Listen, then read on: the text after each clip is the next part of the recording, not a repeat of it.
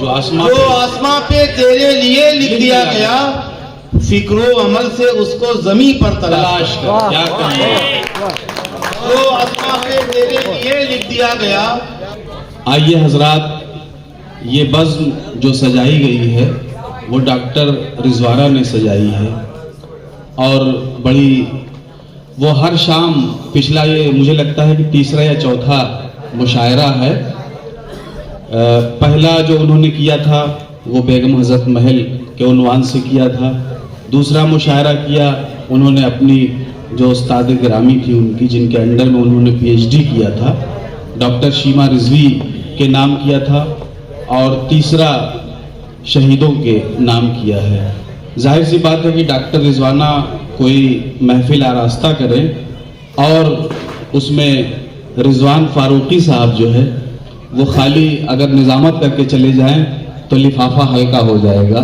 میں چاہتا ہوں، ابھی تک آپ ان کو بطور ناظم سماعت کر رہے تھے، بہت ہی کہنہ مشق معتبر شاعر آپ کے حوالے میں کر رہا ہوں کہ محفل میں 4 چاند لگانے کے باوجود، محفل میں 4 چاند لگانے کے باوجود جب آپ آ گئے ہیں تو کچھ روشنی ہوئی.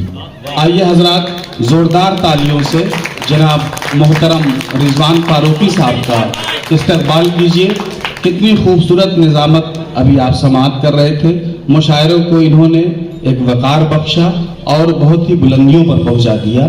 آئیے اب ہم بطور شاعر ان کو سماعت کریں. شاعر نے جو کلام سنایا اس نے اپنے کلام سے خود کو 52 گز کا ثابت کیا، اور بالکل آخری شاعر جو آج کی فہرست کے تھے جن کو ہونا چاہیے تھا، عبدالسبحان شاذ صاحب، ان کے کلام نے واقعی آپ کو شاد و آباد کر دیا، اور ایک ایک شعر پہ آپ داد دینے پہ مجبور ہوئے.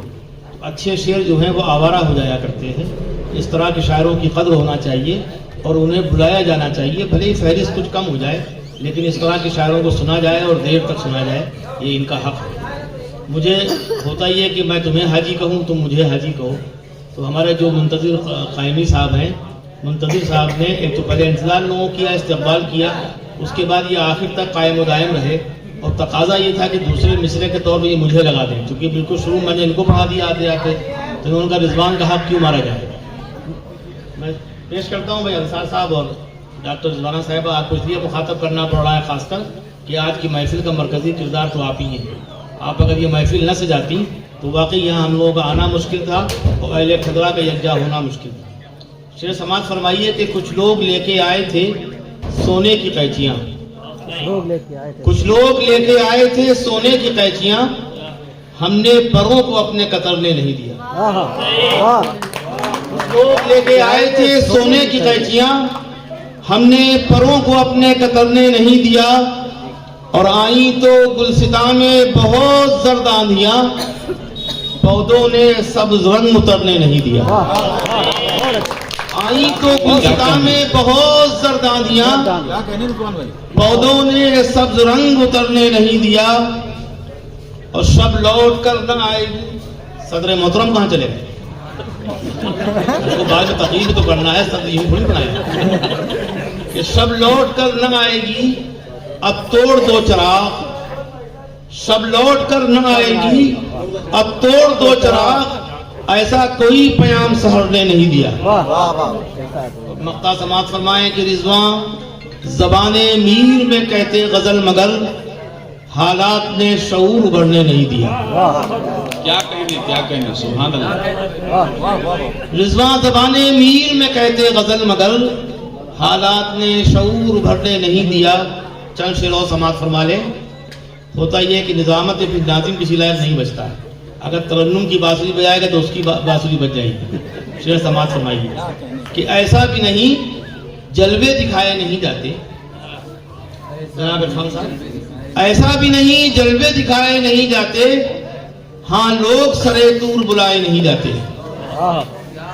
اور لازم ہے غزل کے لیے پرواز تخیل، لازم ہے غزل کے لیے پرواز تخیل، لفظوں سے فقط شعر بنائے نہیں جاتے. لازم ہے غزل کے لیے پرواز تخیل، لفظوں سے فقط شعر بنائے نہیں جاتے.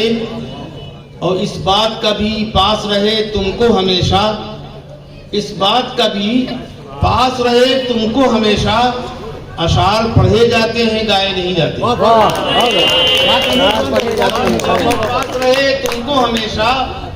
صدر محترم تشریف لے آئے، انہوں نے تائید کی ہے، کہنے آپ گائیے بالکل نہیں، آپ اگر پڑھنا پڑے تو آپ پڑھیے سلیقے سے۔ جی جی آ گئے ہیں۔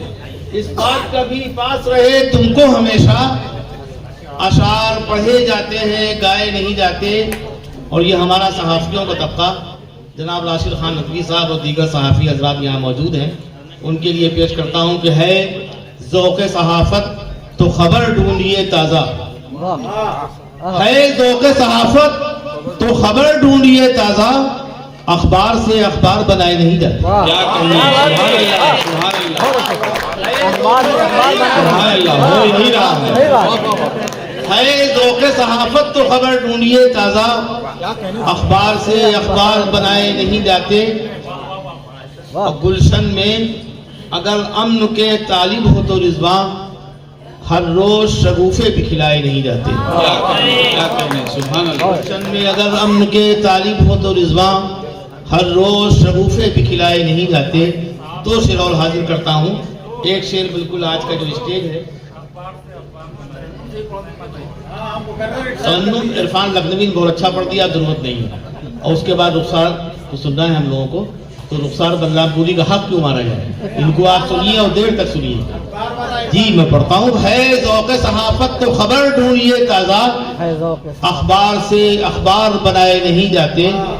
اور ایک شعر ہے صحافتی کے حوالے سے کہ فاتح بنائے تجھ کو صحافت کی جنگ میں، صحافت یعنی پترکارتا، جرنلزم، فاتح بنائے تجھ کو صحافت کی جنگ میں، کرتاس پر وہ لفظوں کے لشکر تلاش کر۔ فاتح بنائے تجھ کو صحافت کی جنگ میں، کرتاس پر وہ لفظوں کے لشکر تلاش کر۔ اور اس کا مطلب ہی بڑا حسین ہے کہ میں تو سکون پا گیا ایک در تلاش کر، میں تو سکون پا گیا ایک در تلاش کر، اب تو غم حیات نیا گھر تلاش کر۔ میں تو سکون پا گیا ایک در تلاش کر، اب تو غم حیات نیا گھر تلاش کر۔ اور لوگ مقدر کا بہت رونان ہوتے ہیں یا تکیہ کر لیتے ہیں، مقدر ٹھیک ہے لیکن تدبیر سے گریز اچھا عمل نہیں ہے۔ فاتح بنائے تجھ کو صحافت کی جنگ میں، کرتاس پر وہ لفظوں کے لشکر تلاش کر۔ اور شعر ہے کہ جو آسماں پہ تیرے لیے لکھ دیا گیا، کیا کہنے، کیا کہنے، جو آسمان جو آسماں پہ تیرے لیے لکھ دیا گیا، فکر و عمل سے اس کو زمین پر تلاش کر۔ کیا کہنے، جو آسماں پہ تیرے لیے لکھ دیا گیا، فکر و عمل سے اس کو زمین پر تلاش کر۔ کیا کہنے، اور تیرے دماغ و دل کو جو پیہم سکون دے، تیرے دماغ و دل کو جو پیہم سکون دے، رضوان وہ فضائے معطر تلاش کر۔ کیا کہنے، اب اسی فضائے معطر کا تقاضا ہے کہ اس کو مزید مشکبار کر دیا جائے اور آپ کی داد سے اور حسین بنا دیا جائے۔ آج کی اس مشاعرے کو تاریخ ساز بنایا جائے جو ڈاکٹر رضوانہ نے برپا کیا اور ایڈوکیٹ انصار صاحب نے قدم قدم پہ ان کا ساتھ دیا۔ آپ سب لوگ ہمارے سامنے رہے، یعنی آپ نہ ہوتے تو واقعی مشاعرہ پھیکا ہو سکتا تھا، لیکن اس مشاعرے نے ایک تاریخ رقم کی اور یقیناً ڈاکٹر رضوانہ کا حوصلہ بڑھا ہوگا کہ مجھے اور اس طرح کے پروگرام کرنے ہیں اور مختلف علاقوں میں کرنے ہیں۔ بڑے بڑے حال میں کرنے سے یہ ہوتا ہے کہ وہاں تازہ ہوائیں کہیں نہ کہیں رک جاتی ہیں، ان کا استقبال نہیں ہوتا ہے۔ لیکن اگر ہم قریہ قریہ، بستی بستی جائیں، محلے محلے جائیں، لکھنؤ کے قدیم علاقوں میں جائیں، تو یقیناً جہاں ادبی فضا ختم سی ہو رہی ہے وہ پھر سے توانا ہو سکتی ہے، تازگی بڑھ سکتی ہے۔ آپ تمام لوگوں کا میں آبھاری ہوں، شکر گزار ہوں کہ آپ نے مشاعرے کو مشاعرہ بنائے رکھا، اور ان لوگوں کو جو کنوینر صاحبان ہیں ان کو مبارکباد پیش کرتا ہوں۔